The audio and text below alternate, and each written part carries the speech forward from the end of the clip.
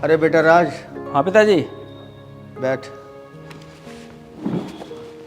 अरे बेटा, मुझे तुझसे कुछ बात करनी थी। बताओ पिताजी, क्या बात करनी? समझ नहीं आता कैसे करूं। देख, तेरे छोटे भाई की शादी को हुए भी 1 ही साल हुआ और अभी कुछ ही दिनों में उसके एक बालक भी हो जाएगा। और बेटा, तेरी शादी को 5 साल हो गए। लोग पता नहीं कैसी कैसी बातें करते हैं। मेरा तो इतना, मैं क्या बताऊं, मेरा बहुत दिमाग खराब होता है, बहुत परेशान होता हूं मैं तुझे बता नहीं सकता बेटे। अब पिताजी एक बात तो बताओ, इसमें मेरी क्या गलती है? मैं जानता हूँ बेटा, इसमें तेरी कोई गलती नहीं है। कहीं ना कहीं तू बहू को या खुद को कहीं अच्छे डॉक्टर के पास तो दिखा। पिताजी, मैंने कितने डॉक्टरों से चेकअप करवा लिया, पर मुझ में कोई कमी नहीं है। कमी है तो हितांशी में कमी बता रहे हैं। देख बेटा, अगर तू बुरा ना माने तो मैं तुझसे एक बात कहूँ। पिताजी बताओ क्या बात है, आखिर मैं तुम्हारी बातों का बुरा क्यों मानूंगा? मुझे तुझसे यही उम्मीद थी बेटे। देख, मैं ये चाहता हूँ कि बेटा 5 साल हो गए, अब तक हितांशी का कोई बालक नहीं हुआ। अगर तू बुरा ना माने तो मैं तेरी दूसरी शादी करवा दूँ। पिताजी ये क्या कह रहे हो आप? तुम्हें पता है मैं हितांशी से कितना प्यार करता हूँ। ऐसा नहीं हो सकता पिताजी।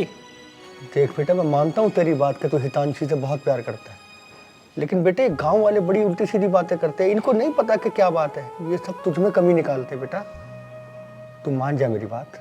अरे बेटा, जिससे भी तेरी शादी मैं करवाऊंगा वो भी तो तुझसे प्यार करेगी और 4-5 महीने में सब ठीक हो जाएगा। नहीं पिताजी, ऐसा नहीं हो सकता।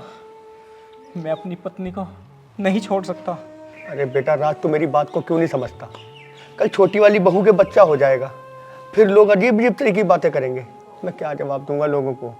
अरे तुझे नहीं पता बेटा, मुझे कैसी कैसी बातें सुननी पड़ती हैं। पिताजी मुझे लोगों से कोई मतलब नहीं है। मैं हितांशी को कभी नहीं छोड़ सकता और ना ही मैं दूसरी शादी कर सकता। अरे बेटा राज, छोड़ दे ये जिद, मान जा मेरी बात को। पिताजी जो ये सब आप बोल रहे हो ना, ये कभी नहीं होगा। और हाँ, ये मेरा आखिरी फैसला है।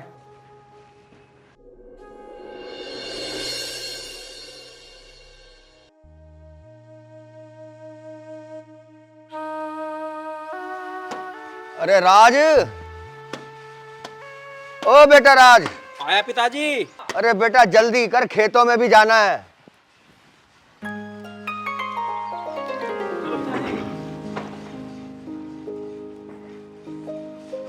अरे बेटा आर्यन, सब ठीक ठाक है? सब ठीक है पिताजी। घबराने की कोई बात तो नहीं? ना ना पिताजी, कोई बात नहीं है घबराने की। देख बेटा, कोई दिक्कत वाली बात हो तो बता दियो। पैसे वैसे से पीछे ना हो तेरा बाप। हाँ पिताजी, पैसे से तो चाहिए थे। कितने पैसे चाहिए थे बेटा? यही कुछ 5-6 हजार रुपए। कोई बात नहीं, मेरे कुर्ते में रखे हैं, वो ले लियो। और हाँ, एक चीज ध्यान रखियो, बहू को फल फ्रूट की किसी चीज की कोई दिक्कत नहीं होनी चाहिए। और हाँ, एक चीज और, बहू से कोई काम नहीं करवाना, बिल्कुल भी कोई भी लापरवाही नहीं होनी चाहिए तेरी तरफ से। ठीक है पिताजी, तुम टेंशन मत लो। हाँ। उससे मैं फल फ्रूट जूस सब कुछ टाइम पे दूंगा और उससे एक काम नहीं करा दूंगा। हाँ, ये बिल्कुल ऐसा ही होना चाहिए। ठीक है पिताजी। हाँ, एक काम और है, मील से पर्ची आई हुई है, ठीक है? अब हम दोनों बाप बेटा तो जा रहे खेत में बेटा। अब ये नीचे से पकड़ाएगा, मैं ऊपर से पकड़ूंगा बेटा, काम हो जाएगा देर से। तू अगर हमारे साथ चले तो एक आधी ट्रॉली फालतू पहुंचा देंगे मील में। पिताजी मैं चल तो देता, लेकिन तुम भी बताओ, अब इसकी दवाई भी लेके आनी है और भी 2-3 काम है मुझे। अब तुमने ही तो कहा है कि इसका ख्याल रखना, अब मुझे ख्याल रखने दो। मैं इसका जूस वगैरह ला दूंगा और जूस पिला दूंगा इसे। अरे यार, तो तू दवाई लेके नहीं आया क्या अभी? नहीं पिताजी। अरे तो मैं तो सोच रहा था तू दवाई ले आया होगा। पिताजी दवाई कहाँ से लाता, मैंने तुम्हें बताया तो कि 6-7 हजार रुपए चाहिए, बस वही इसी काम को तो चाहिए थे। मैं ये सोच रहा था कि तू आ जाता साथ में तो थोड़ा काम जल्दी हो जाता। अब पिताजी क्या करूं, दवाई लानी भी जरूरी है। तो चल तू फिर अब एक काम कर, अब तो तू जा दवाई लेने, तब तक मैं और तेरा भैया जा रहे हैं खेत में, तू खेत में ही ले आइयो। ठीक है पिताजी, मैं खेत में आ जाऊंगा, दवाई देते के साथ में सीधा वहीं आ रहा हूँ। आ जाइयो बेटे। हाँ हाँ पिताजी, तुम टेंशन ना लो। चल ठीक है। ठीक है पिताजी, ध्यान से जाइयो। हाँ बेटा। अरे यार, मैं तो सोच रहा था कि ये साथ में आता तो थोड़ा सहारा लग जाता। अब तू एक काम कर राज, हाँ मैं जा रहा हूँ गाँव में। ठीक है। मैं तब तक मजदूरों का इंतजाम करता हूँ, तू ट्रैक्टर लेके खेतों में पहुँच। ठीक है पिताजी, जैसे तुम्हें मजदूर मिल जावे मुझे एक बार फोन कर दियो। हाँ ठीक है, कर दूंगा। मैं ट्रैक्टर लेके आ जाऊंगा। हाँ आ जाइयो। ठीक है।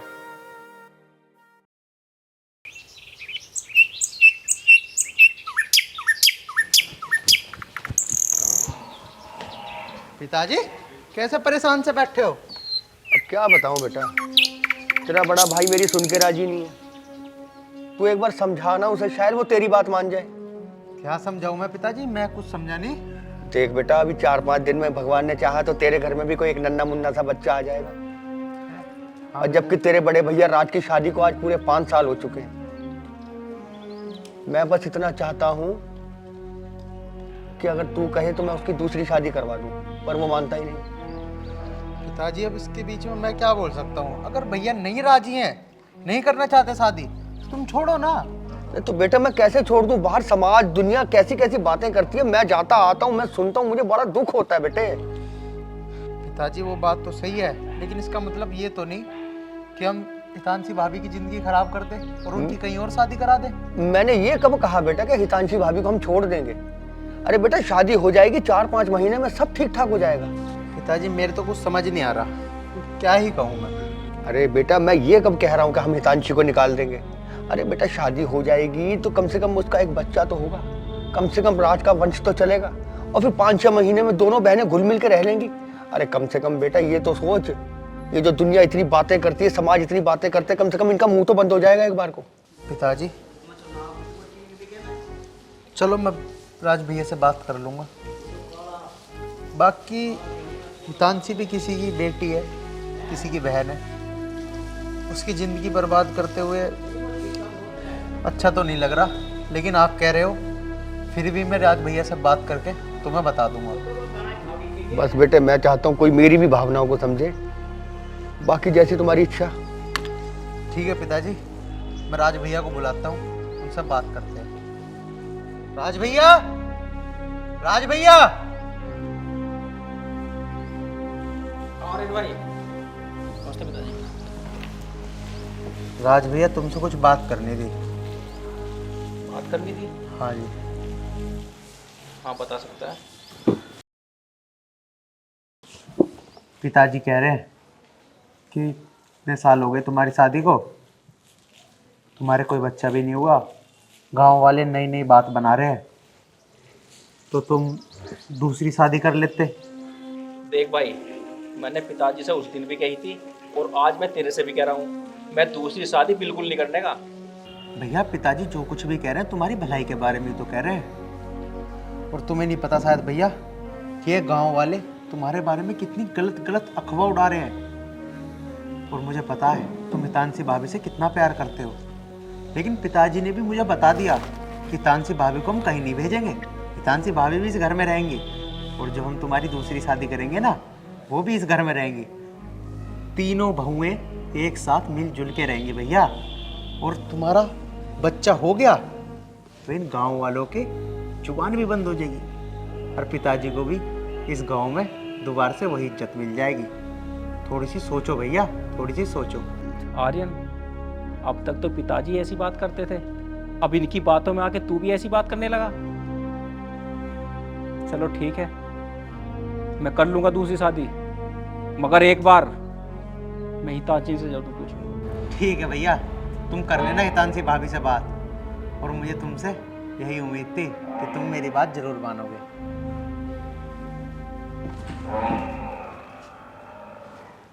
आर्यन, कम से कम तेरे कहने से राज मान तो गया। तू नहीं जानता मैं कितना खुश हूँ आज। हाँ पिताजी।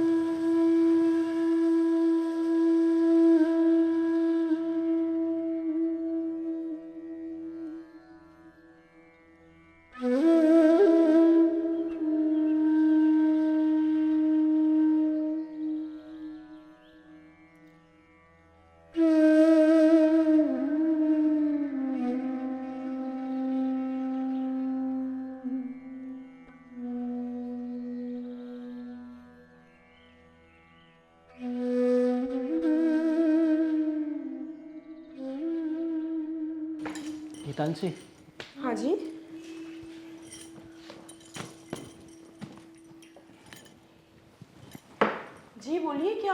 कुछ नहीं यार।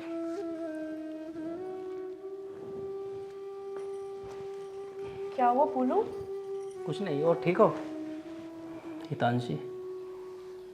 मुझे तुमसे कुछ बात करनी थी। हाँ जी बोलो, क्या बात है। हितांशी यार, मेरे कुछ समझ में नहीं आ रहा, बोलूँ तो कैसे बोलूँ? आपको कुछ बोलने की ज़रूरत नहीं है, मुझे सब पता है कि आप क्या कहना चाहते हो। मगर कैसे? मैंने आपकी और पापा जी की सारी बात सुन ली थी। हितांशी अब तू ही बता, मैं क्या करूँ? मैं क्या बोलूँ, पापा जी सही कह रहे हैं, आप उनकी बात मान लो, कर लो दूसरी शादी। मेरी तो किस्मत ही खराब है, मैं आपका वंश आगे बढ़ाने के लिए एक संतान भी नहीं दे पाई। सारी मेरी गलती है।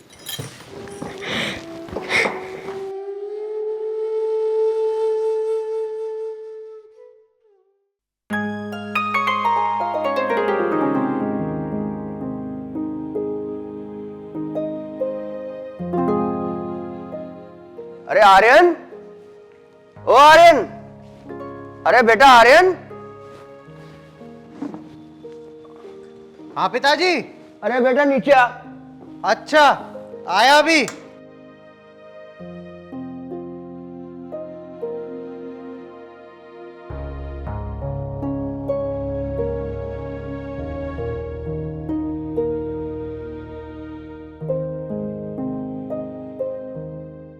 हाँ पिताजी। अरे बेटा आज मैं बहुत खुश हूँ, पता तुझे?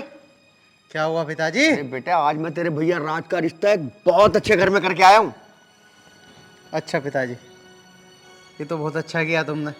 अब देखना, ये जो गांव वाले पीठ पीछे और मेरे मुंह पे मजाक उड़ाते थे ना मेरा, अब देखना इन सबके मुंह कैसे बंद होते। चलो पिताजी, ये तो अच्छा हुआ, अब गांव वालों के मुंह ऑटोमेटिक ही बंद हो जाएंगे। पिताजी ये खुशखबरी हम राज भाई को भी तो दे देते हैं। हाँ बेटा, तो बुलाओ राज को भी। राज भैया, राज भैया।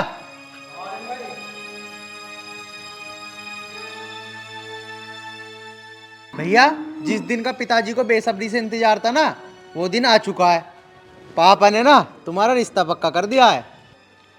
बेटा राज, अब तो बिल्कुल भी चिंता मत करना, अब देखना इस गांव के लोगों का मुंह कैसे बंद होता। और हाँ, अब मैं पंडित जी से बात करके कोई अच्छा सा मुहूर्त निकलवाता हूँ और तेरी शादी करवाता हूँ। जी राम राम। अरे अजय बेटा राम राम। जी राम राम। अरे आर्यन जाके कुर्सी लाओ बेटा। और अजय घर में सब ठीक ठाक? जी बस बढ़िया सब। चलो बढ़िया ही होना चाहिए। जी बैठो। जीजा जी तुम बैठो, बैठो आप बैठो, अरे 4 कप चाय लिया। बैठो जीजा जी।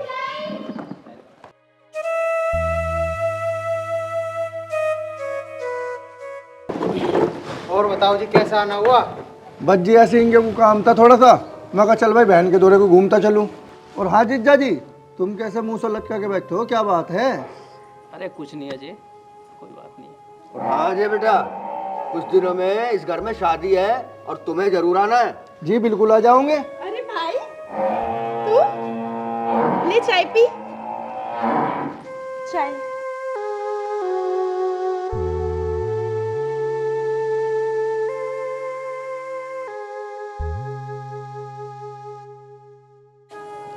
और मौसा जी तुमने बताया ना शादी किसकी है? अरे भाई हम राज की शादी करवा रहे हैं। मौसा जी थारे दिमाग में कमी है क्या? क्यों, ऐसा क्या हो गया?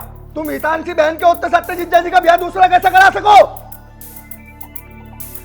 अरे तू ना करवाऊं शादी राज की? 5 साल हो गए राज की शादी को हुए और अब तक तेरी बहन मुझे इस घर का वारिस नहीं दे सकी।